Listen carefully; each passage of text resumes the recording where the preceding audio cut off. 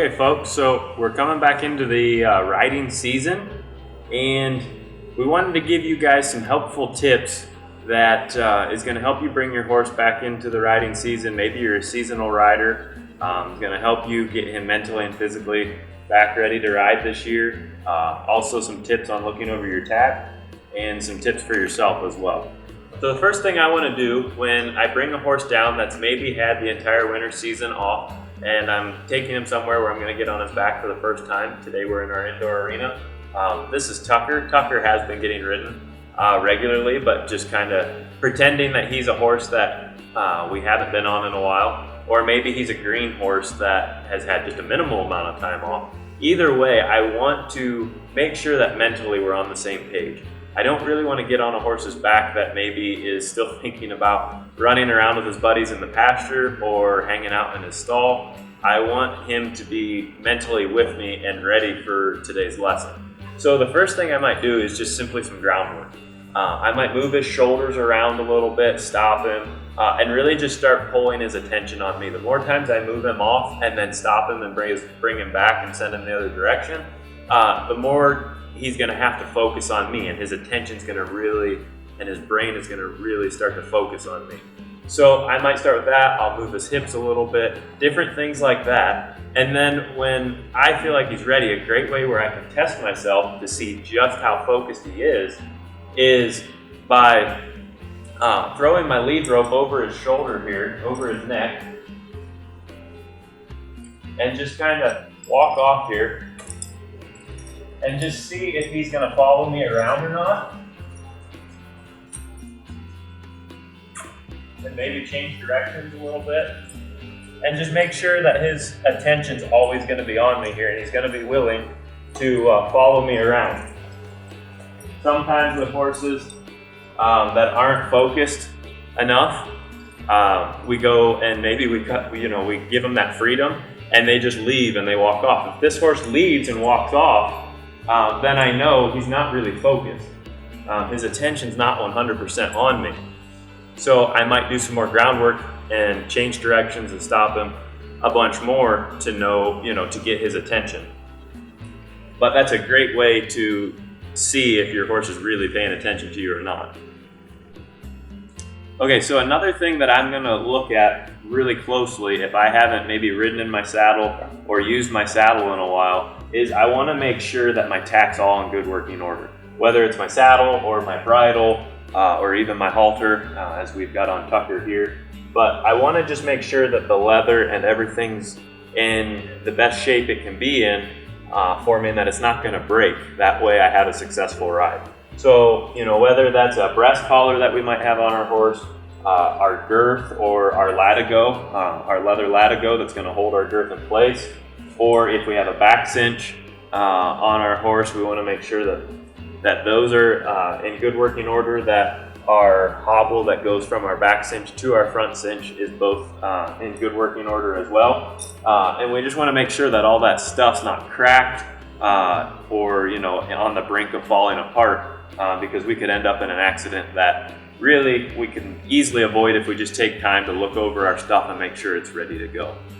Okay, so once I've gone through my groundwork routine with my horse, and maybe I've checked myself, tested myself a little bit by just seeing if he'll stick with me without me pulling on his face with the lead rope and things like that.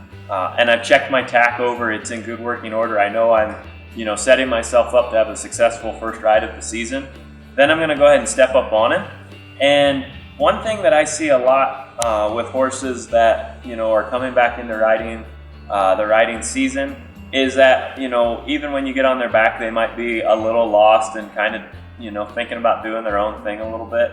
One thing I like to do is to go into some one rein at a time exercises, and we're kind of generalizing the first step that I would take with a horse that I haven't ridden in a while, depending on where their training level is at. Some horses that are more finished, you don't necessarily have to do a lot of one rein bending exercises with, and you more can work on getting them into physical shape. And then you have other horses who are a little greener, who working on these one rein exercises and getting them soft and things like that helps bring them mentally where you'd like them. So some things that I'll do is I'll take my horse and I might take a hold of them two-handed and just pick up on that rein and just work on getting them soft off of that one rein.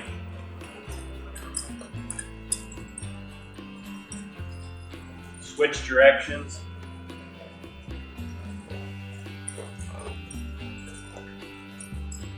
And I'm going to work them back and forth until they just have a little bit of a soft feel to them, and they're paying attention to me, and they're not sticking their heads up in the air or, trying to leave the exercise that I'm working on with them.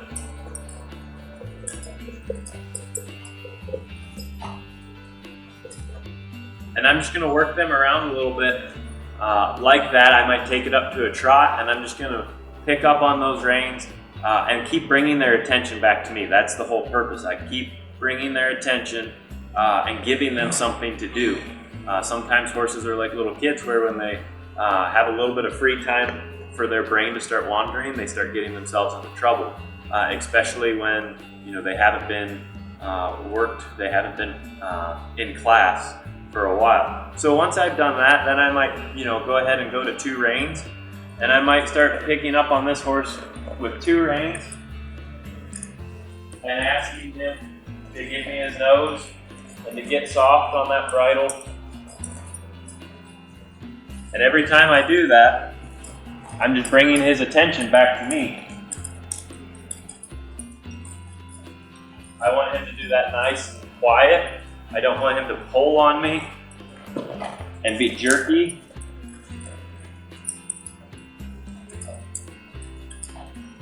And I'm just going to work him around a little bit. And I might take this to a trot as well, until I know that I have his attention and I have him on the same page as me, and we're going to be able to work together.